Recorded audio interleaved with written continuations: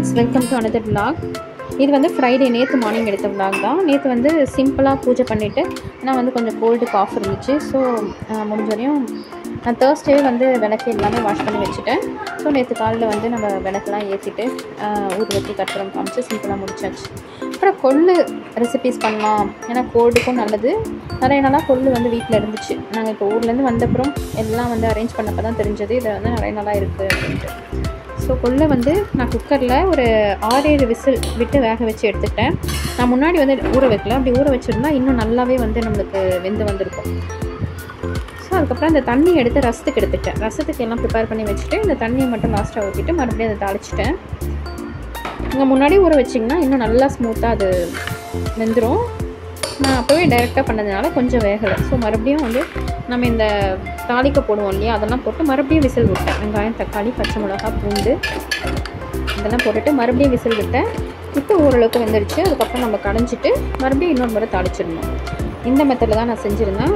Mostly வந்து கீரைலாம் செய்வோம் இல்லையா, பாலக்கீரை கடையல், அந்த மாதிரி தான் நான் கொள்ளு கடையிலையும் செஞ்சுருந்தேன். இதை நிறைய மெத்தடில் பண்ணுவாங்க. நீங்கள் வேக வைக்கும் போதே வந்து தக்காளி, பச்சை மிளகாலாம் போட்டும் பண்ணலாம், இல்லை தனியாக வந்து வதக்கிட்டும் அதில் ஆட் பண்ணிக்கலாம். நான் இந்த மாதிரி தான் செஞ்சுருந்தேன்.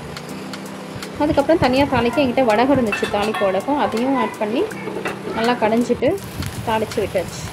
ஸோ டேஸ்டியான கொள்ளு பருப்பு கடையல். இது வந்து ரொம்ப ஹெல்த்தி. கொளுத்தவனுக்கு கொள்ளுன்னு சொல்லுவாங்க இல்லையா, ஸோ வெயிட் லாஸ்க்கும் இது வந்து யூஸ் ஆகும். அண்ட் இந்த மாதிரி கோல்டு காஃப்க்கும் வந்து நல்ல ஹெல்த்தியான ஃபுட்டு. கொஞ்சம் ஹீட்டு தான் இது. ஸோ வெயில் காலத்தில் அவ்வளோவா எடுத்துக்கூடாது. ஒரு 2 weeks once R monthly once வந்து எடுத்துக்கலாம். இந்த கொள்ளு ரசம் ரொம்ப நல்லது. அது அவ்வளோ டேஸ்ட்டாக இருக்குமா. அந்த காலத்தில் வந்து அதுக்காகவே குதிரை வச்சுருக்கவங்க கிட்ட போய் அந்த கொள்ளு தனியாக வாங்கிட்டு வருவான்னு சொல்லுவாங்க. எங்கள் அம்மா தான் சொன்னாங்க இந்த மாதிரி. அதுக்கப்புறம் இதுக்கு சைட் டிஷ்க்கு பொட்டேட்டோ ஃப்ரையும் செய்யலாம். என்கிட்ட வாழைக்காய் இருந்ததுனால நான் வாழைக்காய் வறுவல் இப்போது செய்கிற மாதிரி மஞ்சள் தூள், பூண்டு இதெல்லாம் போட்டு மிளகாத்தூள் போட்டு வாழைக்காய் வறுத்து எடுத்தாச்சு. இந்த லஞ்ச் ப்ரிப்பரேஷன் வீடியோ தான் நான் இதில் காட்டியிருக்கேன். உங்களுக்கு பிடிச்சிருந்தா என் சேனலை சப்ஸ்கிரைப் பண்ணிக்கோங்க.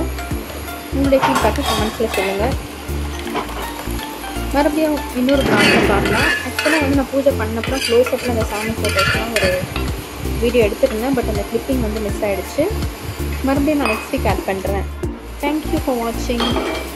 Until then, take care and bye.